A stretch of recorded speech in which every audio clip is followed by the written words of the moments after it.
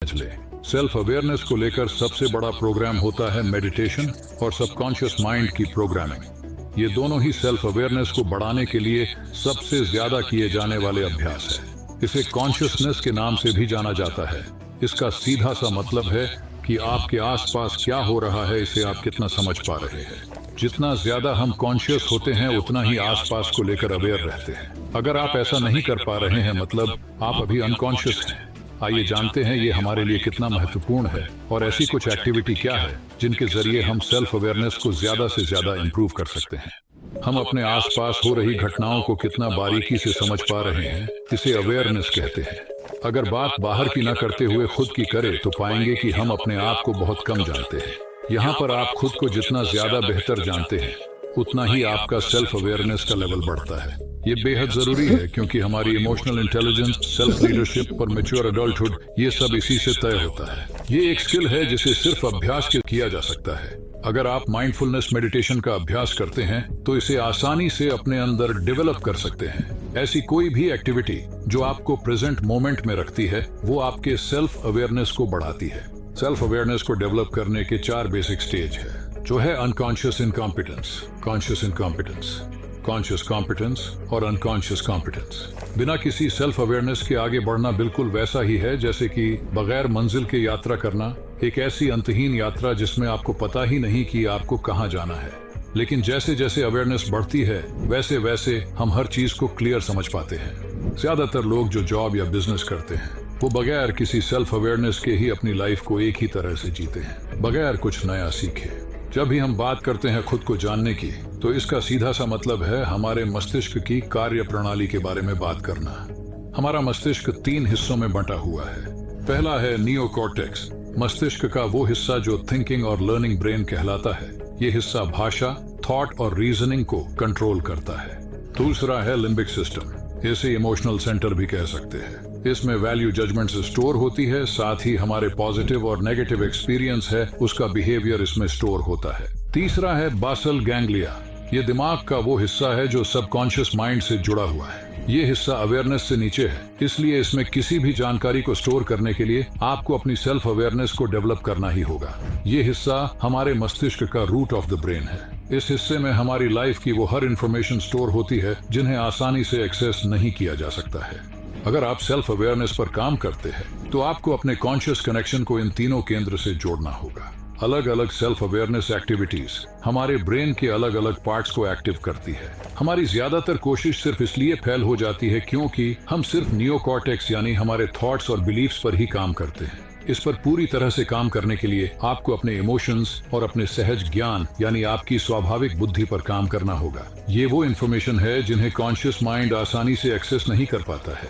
इसे एक्सेस करने के बाद ही हम हमारे थॉट्स और बिलीफ्स पर पूरा कंट्रोल हासिल कर सकते हैं। सेल्फ अवेयरनेस को बिल्ड करने के लिए है क्योंकि ये हमारी अटेंशन को बढ़ाता है। ये अटेंशन ही है जो हमारी लर्निंग और अंडरस्टैंडिंग को डेवलप करने में मदद करता है। इसके लिए माइंडफुलनेस मेडिटेशन की प्रैक्टिस को सबसे महत्वपूर्ण बताया जाता है। वैसे तो ध्यान की हजारों विधि है, लेकिन ये मेडिटेशन प्रैक्टिस हमें प्रेजेंट मोमेंट पर फोकस होने में मदद करती है। ये विधि एक तरह की ऑब्जर्वेशनल मेडिटेशन है जिसमें हम अवेयरनेस को किसी पर्टिकुलर पॉइंट से ना जोड़कर एक्टिविटी से जोड़ते हैं। ये सांस लेना हो सकता है, या फिर हमारे आसपास क्या हो रहा है वो हो सकता है, या फिर हमारे दिमाग में क्या चल रहा है उसे देखना हो सकता है। लेकिन ध्यान रहे कि ये सब हम बिना किसी इंटरफियर के करते हैं। हम सांसों पर ध्यान लगाते हैं बगैर उसे कंट्रोल करने की कोशिश के। जब हम किसी भी एक्टिविटी को बगैर किसी इंटरफियर के सिर्फ ऑब्जर्व करते हैं तो ये हमारे अवेयरनेस को बेहद तेजी से इम्प्रूव करता है। ये एक बेहद आसान प्रोसेस है हमारी सेल्फ अवेयरनेस को इम्प्रूव करने का। इसके साथ ही ये हमें हमारे यूनिक पर्सपेक्टिव को समझने में भी मदद करता है। माइंडफुलनेस मेडिटेशन में हम हमारे थॉट्स, फीलिंग्स, एक्शंस और बिहेवियर को मॉनिटर नहीं करते बल्कि सिर्फ होते हुए देखते हैं। ऑब्जर्वेशनल मेडिटेशन में हम हमारे और हमारे विचारों के बीच एक स्पेस क्रिएट करते हैं। सेल्फ अवेयरनेस को बिल्ड करने की एक्टिविटी में हम हमारी बॉडी और इंस्टिंक्ट्स यानी हमारी स्वाभाविक बुद्धि के बीच एक कनेक्शन बनाते हैं। आपकी पर्सनैलिटी और कुछ नहीं बल्कि पैटर्न्स का एक कलेक्शन है जिसमें अलग अलग तरह के पैटर्न जैसे कि हमारे थॉट्स, हमारे बिलीफ्स, हमारा नजरिया, हमारी फीलिंग्स और हमारे बिहेवियर्स को स्टोर किया होता है। इन्हें हम अपने एक्सपीरियंसेस और एनवायरनमेंट के आधार पर अनुभव करते हैं। ज्यादातर पैटर्न हमारे अवेयरनेस के निचले स्तर पर स्टोर रहते हैं। जब इन्हें पर्सनैलिटी में शामिल किया जाता है तो ये हमारी कॉन्शियसनेस को बढ़ाने में हेल्प करते हैं। इसके लिए कुछ खास एक्टिविटी है जिन्हें आप कर सकते हैं, जैसे कि स्ट्रेंथ असेसमेंट। किसी भी काम को करने के दौरान हम खुद की स्ट्रेंथ का इस्तेमाल किस तरह करते हैं, ये हमें स्ट्रेंथ असेसमेंट के जरिए समझने में हेल्प मिलती है। Self reflection. हर रोज शाम के दौरान खुद को एकांत में समय दे और सोचे कि आपके बिहेवियर में किस तरह के बदलाव नोटिस हुए हैं। कल आपका बिहेव कैसा था और आज कैसा था। ये सब हमें सेल्फ रिफ्लेक्शन एक्टिविटी के जरिए समझने में हेल्प मिलती है। Personal values. ये जानने की कोशिश करें कि आपके लिए सबसे महत्वपूर्ण क्या है। जब हम अपने पर्सनल वैल्यूज को लेकर सेल्फ अवेयर होते हैं तभी हम लाइफ में उसके साथ साथ बढ़ पाते हैं। Personal vision. हम सब अपने भविष्य की एक कल्पना हमेशा रखते हैं। इस तरह का सेल्फ एक्चुअलाइजिंग इंडिविजुअल्स हमारे सेंस ऑफ डेस्टिनी को दर्शाता है। जर्नलिंग। अपनी एक्टिविटी और थॉट्स को एक जर्नल में लिखना सबसे अच्छा तरीका है सेल्फ अवेयरनेस को बिल्ड करने के लिए। Personal narrative. आपकी लाइफ का फंडामेंटल कंपोनेंट आपके पर्सनालिटी पर निर्भर है। हमारी खुद को लेकर क्या सोच है ये हमारे पर्सनालिटी को निर्धारित करती है। Shadow work. हमारी हर सोच के दो पहलू होते हैं जिसे शैडो वर्क का नाम दिया गया है।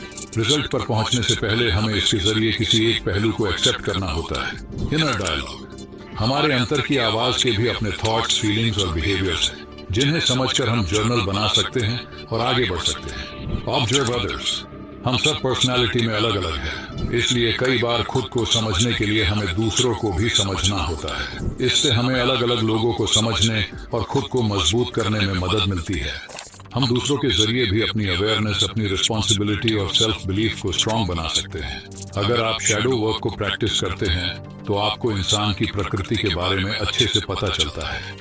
अक्सर हम दूसरों को बड़ी आसानी से जज कर सकते हैं सिवाय खुद के, लेकिन दूसरों को ऑब्जर्व कर हम कुछ नया सीख भी सकते हैं और उसे अपने अंदर इम्प्लीमेंट कर हमारी सेल्फ अवेयरनेस को इम्प्रूव कर सकते हैं।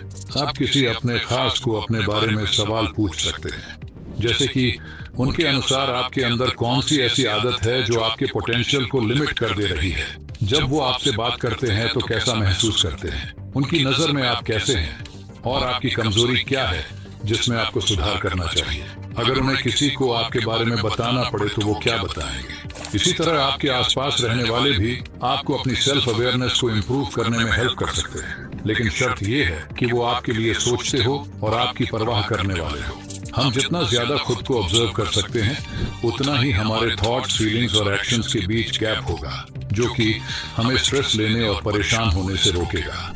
अगर आप सेल्फ अवेयरनेस को बिल्ड करने की शुरुआत करना चाहते हैं तो बताई गई इन बातों को अपने डेली लाइफ का हिस्सा बनाना होगा। मुझे उम्मीद है कि आपको वीडियो पसंद आया होगा। वीडियो अच्छा लगा हो तो लाइक करना ना भूलें और अगर आप इस चैनल पर नए हो तो चैनल को सब्सक्राइब करना बिल्कुल ना भूलें। धन्यवाद।